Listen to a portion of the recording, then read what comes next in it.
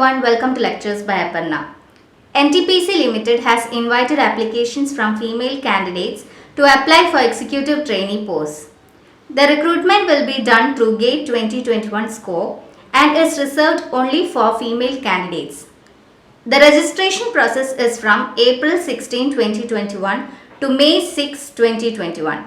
You can apply for it through the official site of NTPC on www.ntpccareers.net.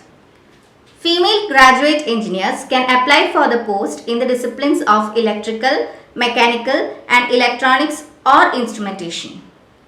Number of posts is 50. Now let's move on to the eligibility criteria.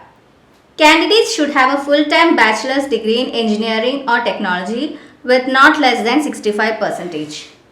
The age limit for the post is 27 years for general category. The selection process will be based on GATE 2021 score. Candidates will be shortlisted for document verification based on GATE 2021 performance.